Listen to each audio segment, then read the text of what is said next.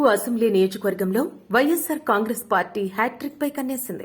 ఇప్పటికే వరుసగా 2 సార్లు ఇక్కడ విజయ దొంతుబి మోగించింది. ముచ్చటగా మూడోసారి పాగా వేయాలనే పట్టుదలతో ఉంది. దీన్ని టీడీపీ ఎలా అడ్డుకుంటుందనేది ఆసక్తి రేపుతోంది. గుంటూరు ఈస్ట్ కు ఒక ప్రత్యేకత ఉంది. రాష్ట్రంలో 1983 నుంచి పార్టీ ఏదైనా గానీ ముస్లిం అభ్యర్థులు మాత్రమే ఎన్నికవుతున్న ఏకైక అసెంబ్లీ నియోజకవర్గం ఇదే. గుంటూరు లోక్సభ పరిధిలోకి వచ్చే జనరల్ అసెంబ్లీ నియోజకవర్గం ఇది.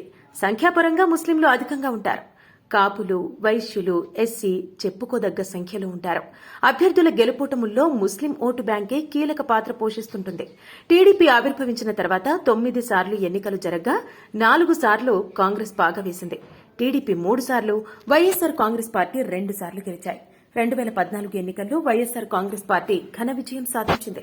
వైసీపీ అభ్యర్థి షేక్ ముస్తఫా చేతిలో మద్దాలి గిరిధర్రావు ఓడిపోయారు. 2019లో కూడా ముస్తఫా విజయం సాధించారు. టీడీపీ అభ్యర్థి మహ్మద్ నజీర్ను 22,091 ఓట్ల తేడాతో ఓడించారు. ఈ ఎన్నికల్లో ముస్తఫా పోటీ చేయడం లేదని తెలుస్తోంది. ఆయన కుమార్తె నూరి ఫాతిమాను రంగంలోకి దించింది వైఎస్సార్సీపీ. టీడీపీ తరపున మరోసారి మహ్మద్ నజీర్ తన అదృష్టాన్ని పరీక్షించుకోబోతున్నారు. కాంగ్రెస్ తరపున మాజీ ఎమ్మెల్యే షేక్ మస్తాన్ వలీ రేసులో నిలిచారు. దీంతో ఇక్కడ ముక్కోణపు పోటీ ఏర్పడినట్టయింది.